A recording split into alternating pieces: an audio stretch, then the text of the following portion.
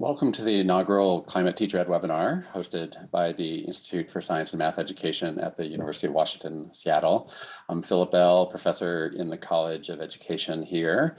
I'll be co-moderating the discussion today with our presenters, along with my colleague Deb Morrison, a research scientist in the Institute and the all-around climate science ed expert in our team. So Deb, I'll turn over to you. Thank you. Hello, everyone. Thank you for joining us today. This webinar series is an activity of a new effort called the Climate Teacher Ed Collaborative. The collaborative is a teacher education initiative dedicated to helping future teachers learn to engage youth in community climate justice projects and in critical civic participation in response to the climate crisis. In this monthly webinar series, we'll talk with experts who can help us think about how teacher education can accomplish all that.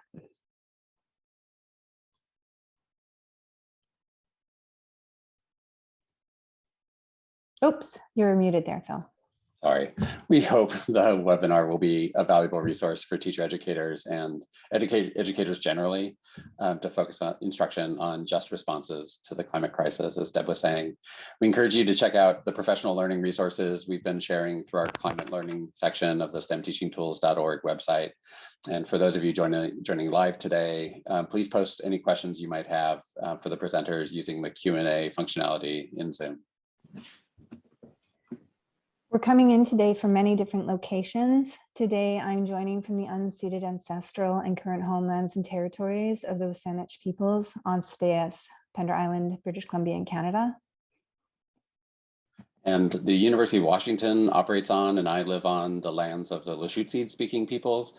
These are Coast Salish peoples who identify as the Duwamish, Muckleshoot, Suquamish, Snoqualmie, Tulalip, and Puyallup peoples.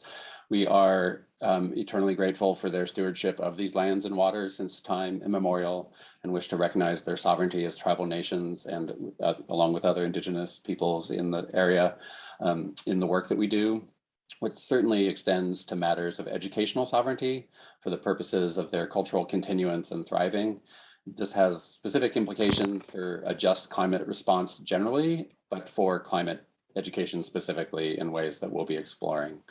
And we're just so thrilled to have Dr. Fikile Nxumalo and Pablo Montes with us here today. Welcome. Yeah, it's really an honor and a pleasure to have you as colleagues here sharing your insights, educational examples, and guidance related to all the work that you've been doing with young people in early childhood contexts. So our colleagues today will be building from a short article published in the National Science Teaching Association entitled Pedagogical Commitments for Climate Justice Education. We do encourage you to have a look at this article and the other associated articles in that issue around climate justice. In terms of introductions, Dr. Fikile Nxumalo is faculty at the Ontario Institute for Studies in Education, OISE, at the University of Toronto. Her scholarship focuses on reconceptualizing place-based and environmental education within current times of ecological precarity and is rooted in perspectives from Indigenous knowledges, Black feminist geographies, and post-humanist theories. Pablo Montes is a doctoral candidate at the University of Texas at Austin, pursuing a degree in cultural studies and education with concentrations in Native American and Indigenous studies, Mexican American and Latinx studies, and queer studies. He has served as the youth director of Indigenous Cultures Institute with the Cohictigan. I'm so sorry, I forgot to ask how to say that. You'll have to correct me, Pablo. Sorry about that. Elders of San Marcos. Yeah, so welcome Fikile, welcome Pablo. We'll let you kind of extend your introductions in ways that you find appropriate. So welcome. Thank you. It's wonderful to be here. I look forward to the discussion. Likewise, thank you. So should I go ahead, Dr. Nxumalo? So I would like to acknowledge the Alabama Cuchara, the Cado, Carrizo Come Crudo, Coahuiltecan, Comanche, Kickapoo, Lipanapache, Tancoa, and Isleta del Sur Pueblo, and all the American Indian, Indigenous peoples and communities who have been or have become a part of the lands and territories colonially known as Texas. So additionally, I would like to name specifically one ancestral place name of what is colonially known as San Marcos, Texas, which is the location of where the summer encounter took place, or where a lot of the work that we do regarding the article takes place. And I'll talk a little bit more about that here shortly. So the place name is Ahewakiana, which is the place name, and it usually refers to the sacred site known as Spring Lake, which is also the spring connected to the Huahuitecan creation story. So I want to further articulate that land acknowledgements must be coupled with actionable steps and tangible relationships. That means that these acknowledgements must be tied to responsibility, accountability, and commitment to Indigenous peoples and land. So thinking beyond the land acknowledgement, right? What does that mean for us, right? To really actively think about what are things that must be materially done as well, right? And we name Ahewakiana because that is the location of where we did the summer encounter, which is going on its 8th year. With the Indigenous Cultures Institute, a nonprofit led by the Miyakan Garza Band of Huahuitecans based in San Marcos, Texas. That is where the inspiration for the short article came through. And it is a week-long ceremony, right? It used to be called the summer camp, but we transitioned to a summer encounter, right? Because it is a week-long ceremony where we teach those youth from ages 8 to 12 who identify as Hispanic or Latinx about their Indigenous identity, led by the Miyakan Garza Band of Huahuitecans. So it is a whole week ceremony where we engage with relationship building, right? Community-based knowledges, and ultimately our relationship with the lands and waters of Ahewakiana and to the broader Texas area. So that is a little bit about, how we situate our work. So I'll go ahead and share this screen.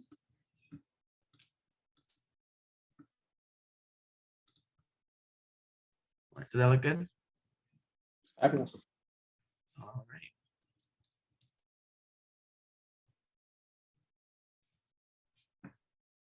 So I don't know if you wanted to start by asking the questions before we share, Phil? Yeah, we had thought of a few questions to kind of launch into conversation, and we'll see where it carries us. Our first question to Fikile and Pablo was just about kind of their broad kind of way in which they define community climate justice education. Like, how does that get constituted in their work, and how do these pedagogical commitments that are named in their article open up within that work? So with that we'll kind of launch there, and it looks like you're headed straight into that space.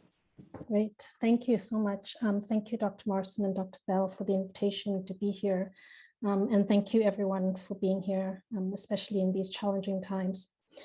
So for me, I think that foregrounding community climate justice lens in education really means disrupting the universalist and individualist tendencies of dominant climate change discourses, and instead to think about highlighting the ways not only in which climate change and environmental precarity disproportionately impacts racially, geographically, as well as economically marginalized communities, but also just as importantly, the ways in which those communities are always already responding and resisting and enacting non-extractive and sustainable ecological relations and world making at multiple scales. So for instance, it involves, asking how are communities already engaged in disrupting environmental racism and or settler colonialism? How are they engaged, as we saw in the example of this summer encounter, in practices of reciprocal, relational, ecological caring and recuperation? And I think the naming of ecological relations is also important to me when I think about climate justice, because I think it's not only about thinking about making things better for humans, but thinking about what it might mean to imagine and create more livable worlds for more than human relations as well. And so for me, I'm interested in how education can be a part of cultivating relations to the more than human world that are an antidote to extraction. And I think a focus on community for me also means that it's important for climate justice education to really attune to place. So to be curious about social, culturally, and situated and in placed responses to climate and environmental injustice. So in my work, I'm always interested in starting with local environmental issues with children and educators to ask, what might it look like pedagogically to engage, for instance, with environmentally damaged landscapes within children's local contexts. And just returning to the idea of community, I think it's also really helpful to think about community like at multiple scales. And so, for instance, in my work with children, for instance, that I worked with at a small preschool, like those small everyday encounters with damaged waterways are also a form of community environmental justice action. So thinking about, community at multiple scales, I think. I think I'll stop there. Pablo, did you have anything to add? Yeah, so, when I think about this concept of community climate justice education, I also think about this word justice, right? What is justice on stolen Indigenous land, right? What does that mean in the context of stolen, unceded territories, right? So thinking about how community climate justice action cannot be justice done in isolation, right? It has to be tangibly created with and formalizing relationships with Indigenous people and other historically minoritized communities, right? So thinking about, for example, the land back movement that has really been pushed in the last years, right? About what is it, right? Does justice in certain contexts mean, or in every context means returning the land to the original stewards, right? I would argue that many Indigenous people would say yes, right? That returning Indigenous land, right, or stolen unceded land is justice in the right direction, right? Since since the Indigenous people are the original stewards and the original scientists and researchers of how to engage with the environment and with nature, right? Because they are interconnected with the whole ecosystem of what what climate actually means, which for many Indigenous people, right, is relationship to the more than human, right? Understanding that the environment, that lands, waters, rivers are entities that are alive, right, and that have agency and that have voice. So for me, it's considering these movements that have been happening, right, and not considering them as kind of these superficial asks or tasks, right? The land back movement isn't superficially or metaphorically asking for the land back. It's actually materially asking for people who own property, who own land, to rightfully give it back to those who are original stewards, right? So thinking about all these interconnected, understandings of what community climate justice education means, right, is really grappling with some of those difficulties, right, which can cause tension and discomfort. But ultimately, if we want to see true, justice in response to, the climate crisis, then we have to take these things very seriously. So those are some of the things that kind of come up for myself as I think about community climate justice education. Right. So that's really interesting in terms of the pulling apart of justice, like in the way you're sort of unpacking justice and thinking about it in that space. Can you say a little bit more about what are those implications for that approach to thinking about justice for PK-12 education, in early childhood education? Because we do hear a lot about this idea of like politics in the classroom and like, science teaching and objectivity, and like they're all kind of wound up in how you're framing justice. Can you say a little bit more about that? Yeah. Pablo, did you want to start? Yeah. To build on what you were saying first, and I can follow. Yes, definitely. So, this actively centering knowledge is already embedded with land, right? And we're thinking about land, it's not just about the materiality of land, it's about the relationships that land already encompasses with Indigenous people, right? So for example, like what are the original place names for the areas in which you currently are guests on, right?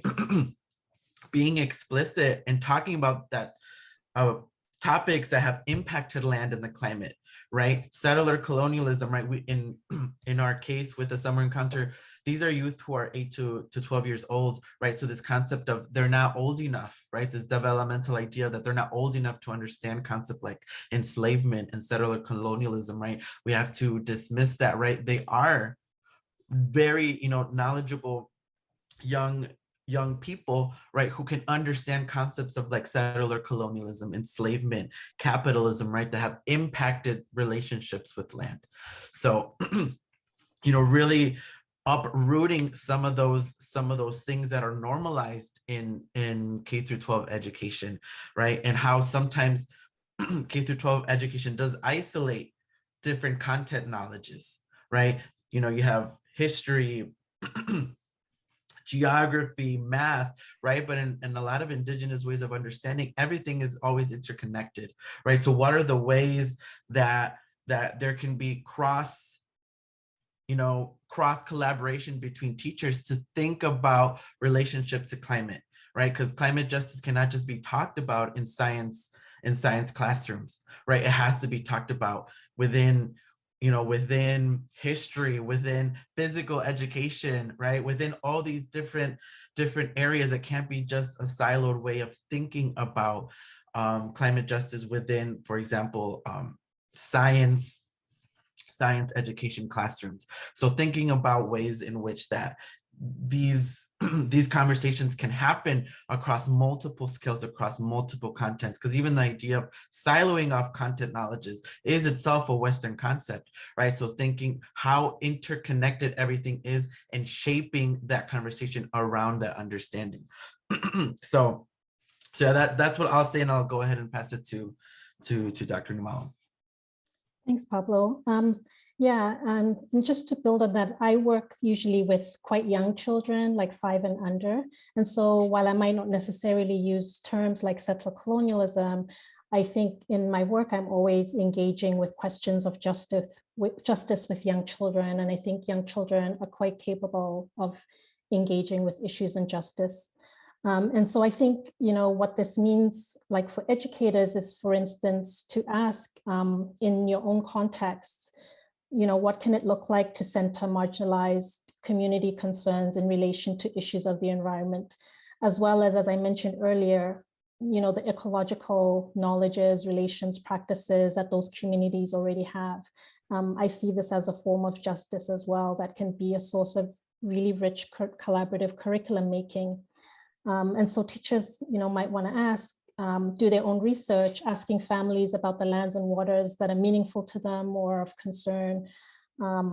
What kinds of like reciprocal collaborations with particular communities they might want to build.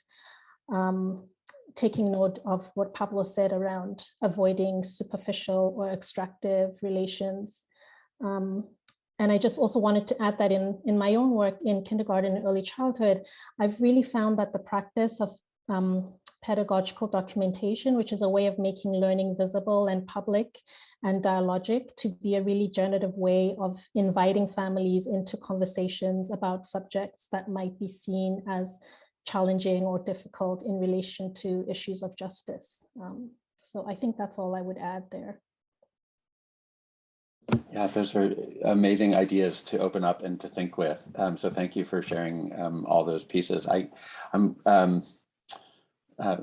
Pablo, as you're talking about the land back movement in particular, I'm like connecting it to your call for a more interdisciplinary approach to educational experience across content.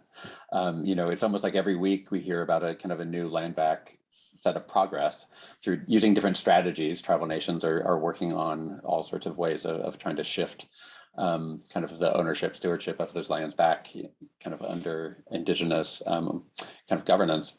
And so like the Snoqualmie people here in our part of the world just this last week had a large piece of land that was kind of reacquired by the tribal nation that has deep significance to them. And I am reflecting on just how it necessitates pulling into focus like the long history of settler colonialism in relation to the current moment, and to try to deeply understand like what does it mean for land to be kind of taken back or to shifted over in that way, so that part of those histories that have tended to be erased through this kind of colonial kind of curriculum approach start to get recentered in the learning experience, along with other ways of engaging and maintaining those multi-species relations that I hear you naming. So I appreciate all those pieces. If people are interested in some of what Dr. Nxumalo was framing around kind of disrupting human exceptionalism and universal accounts of how humans relate to nature, I really recommend that op-ed in The Hill that we posted in the chat. That is a very kind of short, strong piece that I think that's how I learned about your work originally, actually, through that op-ed. So kind of opens up and tries to trouble some of the discourses that we see in climate education, like around human nature deficit disorder and that kind of thing, which is very much a colonial framing of human nature relations. So thank you so much for that. When we were queuing up for today, we saw the powerful pedagogical principles and the framing that you just shared with us. And we kind of wanted to kind of go to that next stage of like helping people in the audience here to understand what it looks like. And Dr. Nxumalo, you started to kind of give some sense of what that might look like. But we're hoping you might share a case or two kind of from the summer encounters or other pieces just to help concretize what the work looks like. So we'll turn it back over to you. Thank you. So how I thought we would do this is that we would kind of share, I would start by kind of saying how we understand some of those pedagogical commitments. And then Pablo would like share kind of a concrete example of what that might look like in the context in which we were working. And so the first one is this idea of an anti-colonial pedagogical commitment, which we've kind of already spoken to already, which is to say that like others, we see that climate and environmental precarity and settler colonialism are really intimately connected. So in our work, we're trying to disrupt and make visible work that is really disrupting those settler colonial logics. So those logics, for instance, that disrupt, erase or construct Indigenous and Black and other peoples' knowledges and land relations in deficit ways. Those settler colonial logics that, as Phil was mentioning, universalize really human-centered divides between nature and culture. And I just wanted to say here that I really recommend Dr. Bang and Marin's work here on what they call the settled expectations of nature-culture relations in science education. And then relatedly, those logics that universalize and privilege Euro-Western scientific knowledge and knowledge making, as well as those logics that value kind of an individualist, human-centered learning over more relational and collective ways of learning. So I guess, Pablo, you can say a little bit more about, what unsettling those logics might look like. Right, so in the picture that you see, that is a small ceremony that we're doing within the summer encounter, right? Where, as you see in the center, there's a bucket.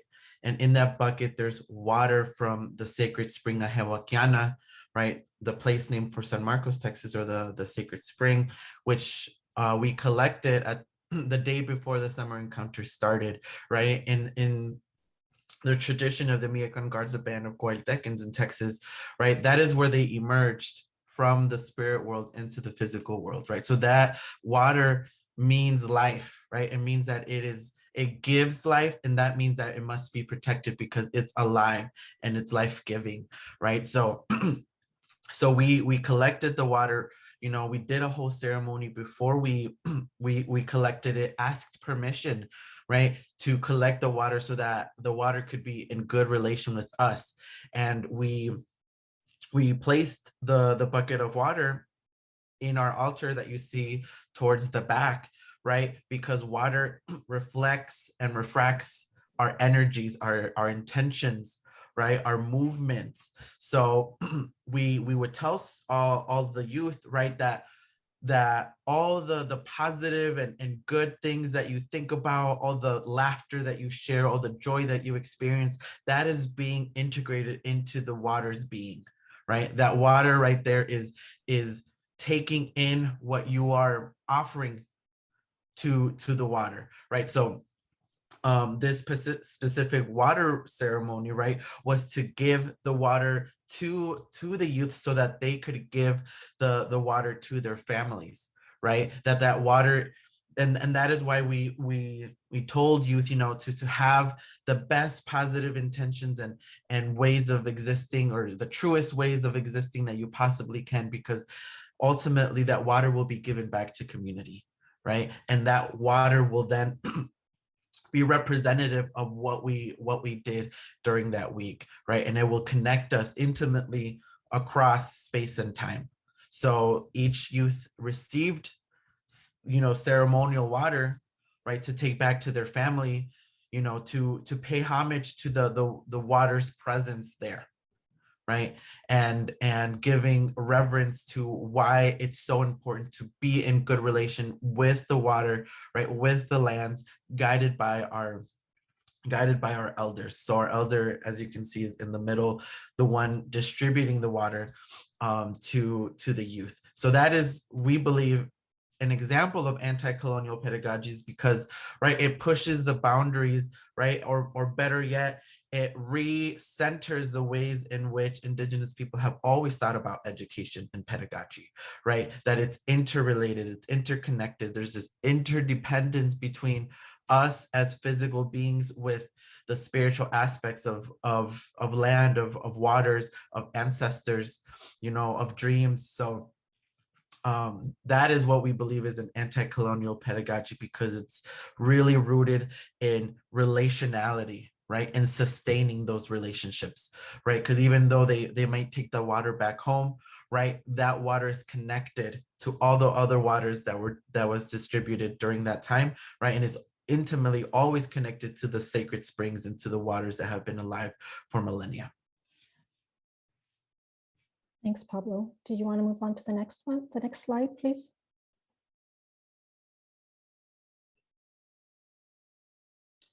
So the next pedagogical commitment, which you can tell from what Pablo was saying is very connected to the first one on anti-colonialism, is radical relationality.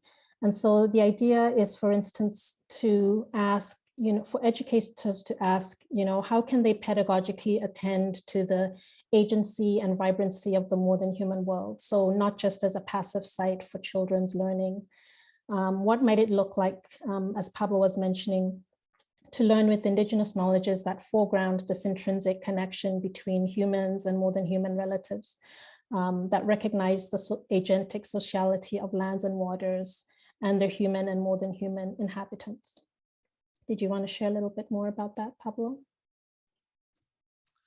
Yeah, so as you see here, this picture, so we have, after the fourth day of the summer encounter, on the fifth day, right, we gather at the sacred site of creation, right? So this is actually adjacent, right behind this this tent is Ahewakiana, right? That sacred spring where the Coahuiltecan people emerged, right? So this idea of radical relationality, right, of thinking about why it's important to also, right, go back to the sites of creation, right? So what an elder shared with, you know, with us during the time of the summer encounter, right, is that once we do our ceremony at the end, it is a recreation of creation, right? We are actively following the steps of the instructions left behind to continue enacting these ceremonies as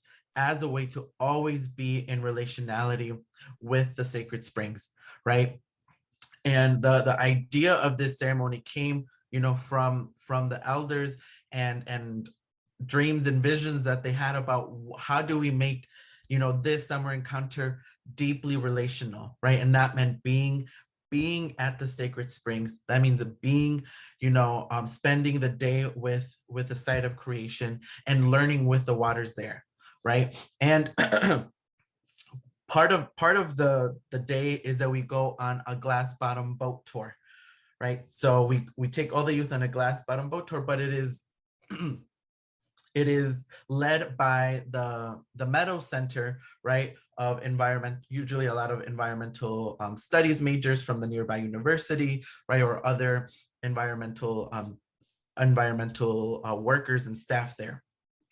And right, so during the glass bottom boat tour, right, students begin to ask, oh, this is where, you know, right there where we see the water bubbling up, that is where we came out from, right? That is where we emerged as physical people here, you know, here on Tatai or on Earth, right?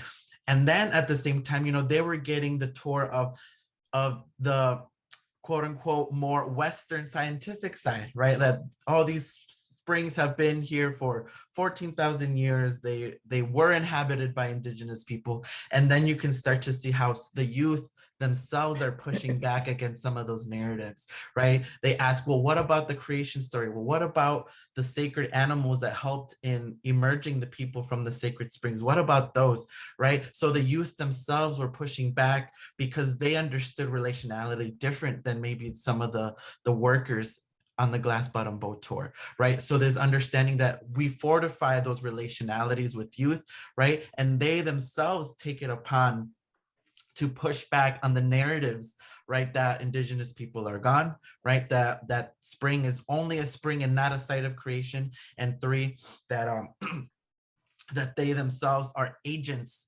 in speaking, defending, and being in relation with the land. Thanks, Pablo. So the last one, if you'll go to the next slide, which is also very interconnected with what Pablo has been saying about anti-colonial logics and relationality, is a commitment to reciprocity, which includes, as I've also spoken about this before, interrupting extractive relations with the more than human world and foregrounding pedagogically an ethic of responsibility and care for ecologically damaged lands and waters. So considering how pedagogies of responsibility and care can value the ways in which students or children are developing ways of becoming in relation with the more than human world, rather than valuing what they're learning about the more than human world, for instance, through scientific facts. Did you want to say a little bit more about that, Pablo? Yeah, so in this particular picture, you might recognize it from the first picture we showed, which is our altar, our community altar that we made, right? So we asked students, bring, you know, you can put and bring whatever it is that you are being called to bring, right? Because this community altar is a way to give to your community, right? You are giving and offering a part of your being to be in community, right? Because an altar encompasses community knowledge, right?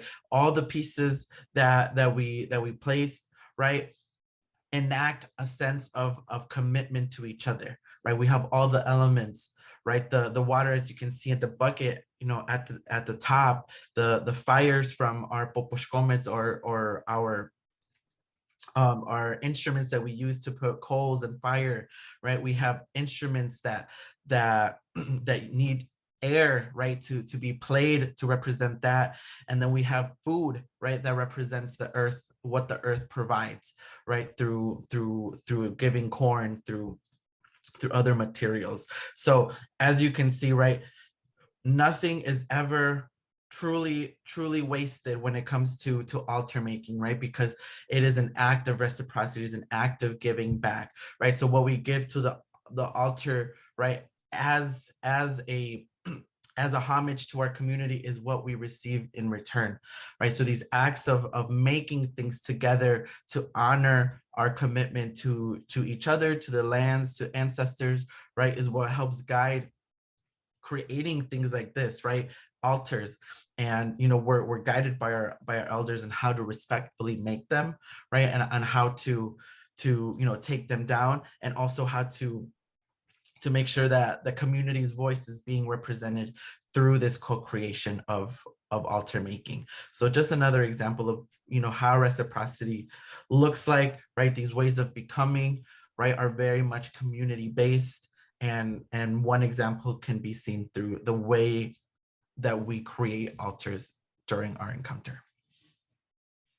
Yeah, thank you so much for sharing those details. It's really just so striking how the 3 commitments as part of a framework really interconnect with each other and actually like hold together a system, like a stance in the work that helps like accomplish the important goals that you're pulling into focus. I was really struck Pablo, as you're talking about kind of in the radical relationality principle about learning with the waters rather than learning about the waters, which is a very colonial, like, we're going to go learn about the water system. We're going to, you know, and so like that shift to like open up that space for relationality then connects over to what I hear you both talking about here about, you know, interrupting this extractive relation, which is like dependent on this idea of an inanimate other to be extracted, you know. And so like I just kind of wanted to kind of talk, you know, lift up that connection.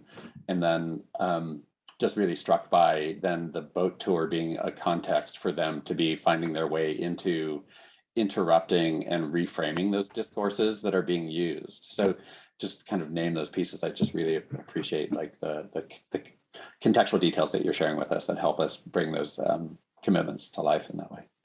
And I think there's another connection here too that I think is different than how some educators might be familiar with the talk around reciprocity and responsibility. So your pedagogies of responsibility and care, because you're really weaving those together with that idea of ecological relations and being in relationship not only with living and even what that means, like, you know, unpacking, rethinking completely what Western conceptualizations, Western Eurocentric kind of conceptualizations of living means when you talk about water, when you think with and learn in and from water. So yeah, really, really helpful to kind of expand our thinking in that space. So thank you. As teachers are starting to, and other educators in different spaces are starting to think and engage in these types of pedagogies, do you have advice for them in how like they can approach the learning in this space? What kind of guidance that you'd share with them to enter into this work for the first time? And maybe even thinking about resources and other types of supports that you might name. Yes, thank you. So I think I would repeat what I said earlier in terms of, you know, starting with what's there in children's worlds. So engaging in research on what's happening in relation to climate and environmental justice in your community, in conversation with families, or doing your own research, including, you know, outside of formal schooling, what are the things that are happening? And I think just always staying with the stance of asking questions that are, you know, critical in terms of what we've just been discussing in terms of reciprocity. So what might it look like for you to engage in a reciprocal relationship with community members that are engaged in this climate justice work that you might want to bring to your students? What kinds of new climate stories might you be interested in engaging with, that, as I mentioned before, don't only focus on like damage, but also inquire into, as I mentioned, like what communities are doing, how they're building kinship, like the Indigenous Cultures Institute that we worked with, how are they recuperating lands and waters?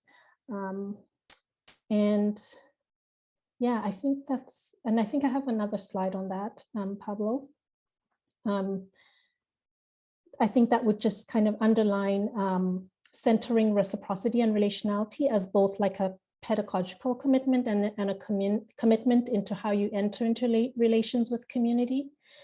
And I think for me, like interdisciplinarity is really important to this work. So to really ask, how might Western science be enriched by, you know, sociological inquiries that really center justice, relationality, as we mentioned, reciprocity, questions of ethics. So how can you put those into conversation in the work that you're doing? And I think what's also been really interesting in my work with younger children is to actually engage pedagogically with activisms. So to think about how what you're learning with children, you know, what kinds of creative activisms might children want to be engaged in as well. So that, you know, children are also part of community justice endeavors. So what is it that you can engage with pedagogically that's also a form of activism, including creative activisms with children? So I'll just give an example with the children that I worked with at a kindergarten in Austin around waste pollutants in the creek. They decided that they wanted to like create a waste sculpture that they wanted to put at the side of the road to kind of bring attention like to the dumping that was happening. So I think this is just kind of underlining the point I made about interdisciplinarity, that I think it's important to engage with this work through multiple lenses, and to think about how science, as I mentioned, can be just one of those lenses that you engage with the work. I don't know if you have anything to add, Pablo. Yeah, and just,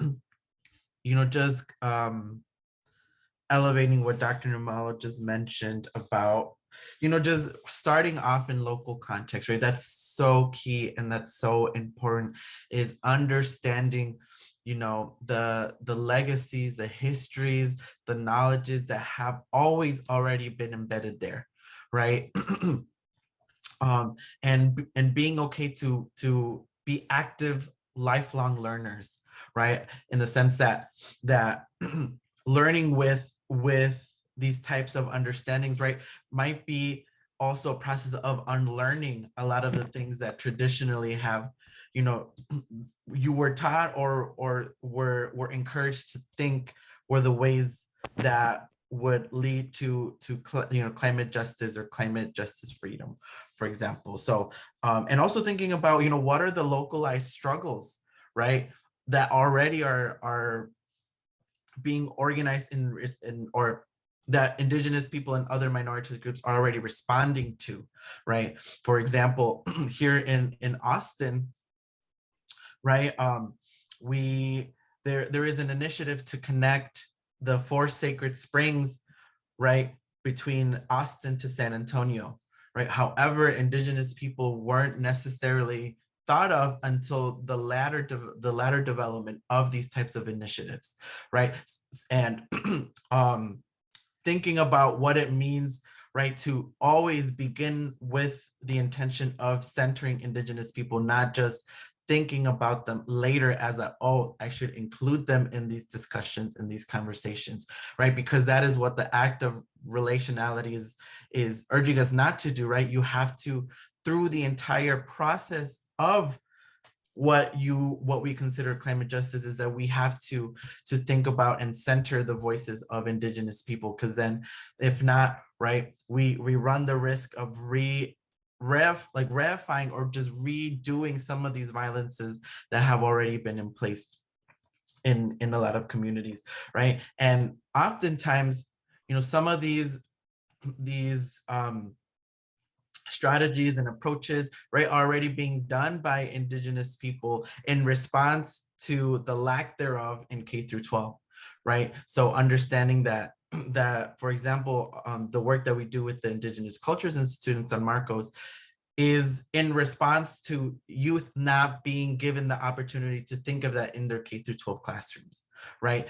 We, in a way, had to create our own responses, to this type of subtractive schooling that often gets, gets embedded within the processes of schooling and education more broadly, right? So, really being open to what are ways that knowledge exists beyond, K through 12, right? That maybe K through 12 is not allowing for it to flourish, right? So thinking of ways to also trouble what it means to be in schools and schooling, right? To much more in-depth community-based education, right? So that is what I would like to end with.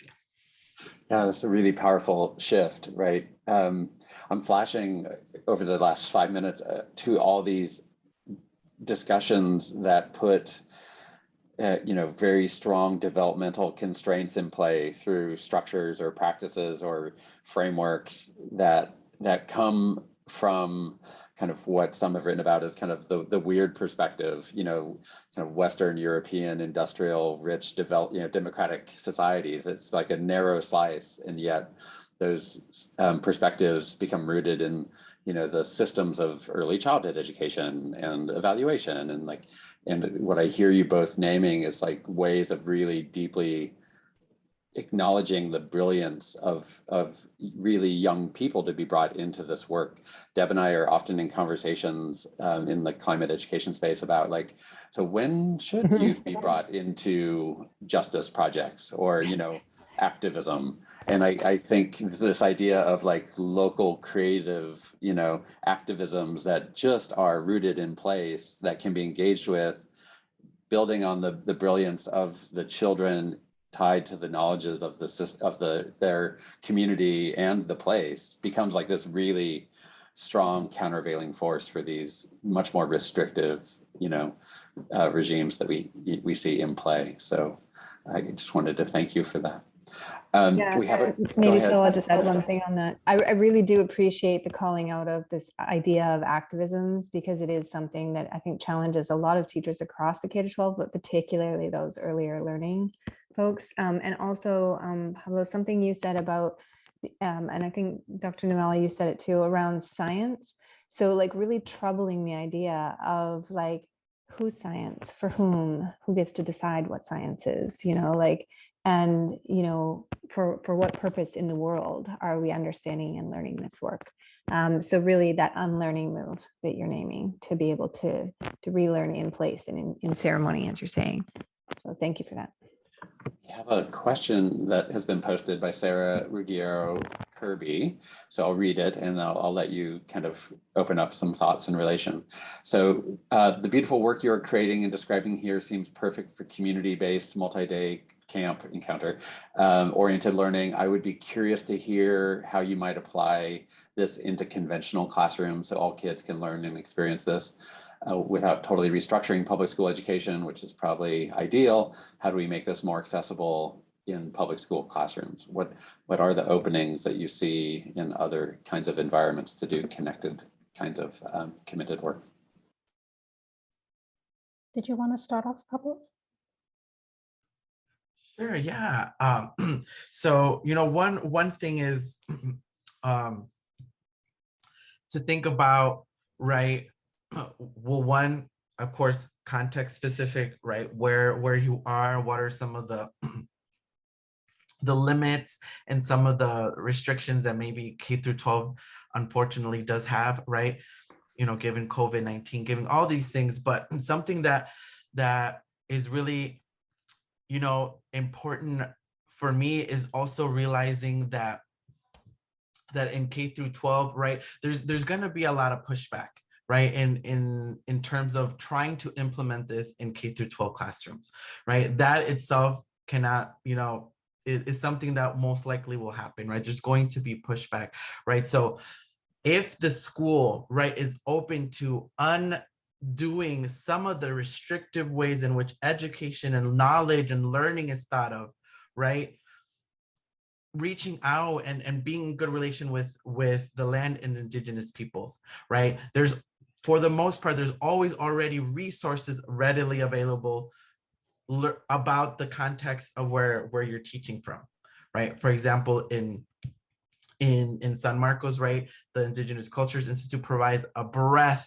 of information, of knowledge, of things that they've accumulated over the past, you know, 13 years since the institute has been operating, right? So already thinking about what is available, right? What is available and what things have indigenous people and other Native American folks have already been doing, right? And engage with some of those things, right? Engage with some of those things, and then ask yourself, how can I continue to be in good relation, right? Because what I also often see is K through 12 classrooms, right, bringing in an elder, for example, for a day or two, and then that's the extent of the relationship, right? That there's no active foregrounding of a relationship. It's more of let's, you know, I don't want to teach about, you know, land because, you know, I'm a settler or I'm a guest here, right? Let's place that responsibility on an elder or a community member, right?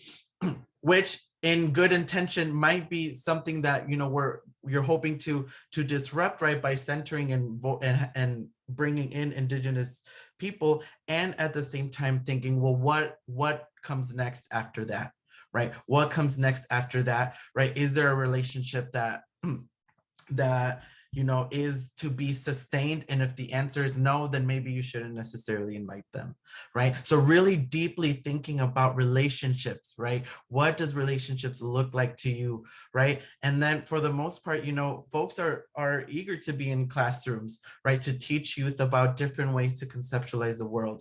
But as someone, who may not be non-native or non-indigenous, one has to think about what that relationship looks like beyond, right, the ask of doing labor, right? This exchange of labor, because exchange of labor is not reciprocity, right? So thinking about intimately about these things, right? And the Indigenous Cultures Institute works very well and collaboratively with those who do not identify as Indigenous, right? They have really strong, robust relationships, but that is because they have fostered those relationships throughout the years, right? And that is why there is collaboration being done, right? So I think that oftentimes they're like, well, how do we do this? And I don't want to, misspeak or do these things, but we'll also have to be open to really putting ourselves in creating these tangible relationships for the futures. So I'll leave it there. Thank you very much. Yeah. I don't think I have anything to add to that. That was beautifully answered. Thanks, Pablo.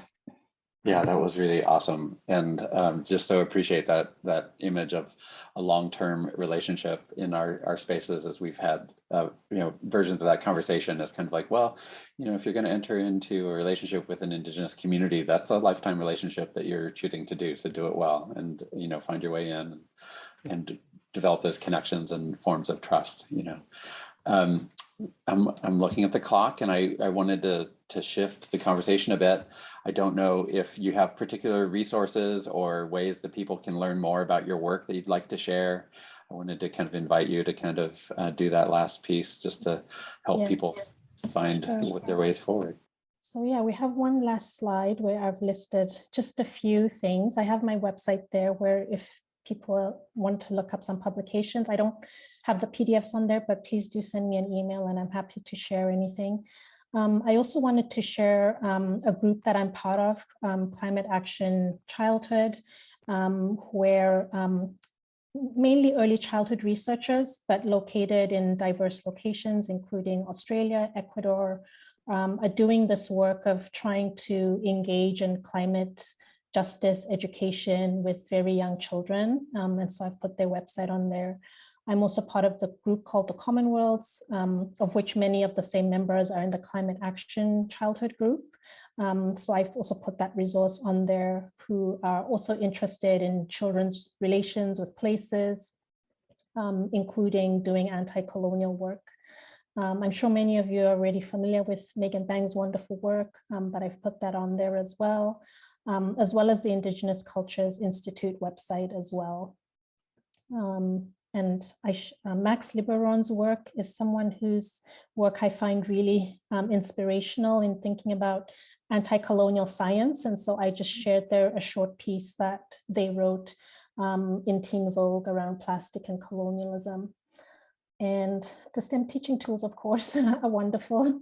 And then in my newer work, I'm interested in questions of Black ecologies and learning from with and from Black people's relations with the ecological world, which tend to be marginalized or erased altogether. And so I've shared a resource there on an essay on mapping Black ecologies that some of you might be interested in. Thank you so much for those resources. Really great. Yeah, that's fabulous. I shared your handbook chapter as well that you and I were talking about a bit earlier, in case people want to do a deep dive into some of your newer thinking. It's really powerful and helps us kind of hold a really productive generative frame in the work. So we want to thank everyone for joining us today. And if we were in a normal situation, there'd be wild applause and gratitude pouring towards our presenters. And so I know I can feel it and appreciate the energy that everyone is able to kind of bring to this moment. And with everything that you're holding, we just so are appreciative of you spending time with us. Dr. Nxumalo, Mr. Montes, thank you so much for today. Everyone should know that Mr. Montes is on the job market, actually. So if you know of a good gig that might line up in his direction, think of him. And thank you so much. Deb? Yes, thank you very much, both of you, for all the work that you do in the world every day and for finding this time to share space with us. So thank you. We do want to let everyone know that I've had a few questions in the chat already related to the recording. We will have a recording of this discussion, and it'll be posted on the climate learning section of the STEM Teaching Tools website. Resources and papers and links will be linked to the notes for the video. So we'll make sure that we capture all of these fabulous resources that are have been named, and we'll provide a set of links to go with it. We also want to thank our collaborators in the Institute, Corey Shee and Abby Reinhardt, for helping us line up and support this webinar. So thank you so much to both of you. And this is a monthly webinar series. So on the second Friday from 11 to noon Pacific, we'll have different presenters come in and share their work related to climate justice through teacher education. Next month on March 11th from 11 to noon Pacific, Dr. Kelly Lee from UC Irvine will come and share the work that she's been doing with networks in Southern California context. So please come and learn about leveraging climate change to unlock the potential of education. And with that, take good care, everyone, and thanks again. Thanks, everyone. Thank you.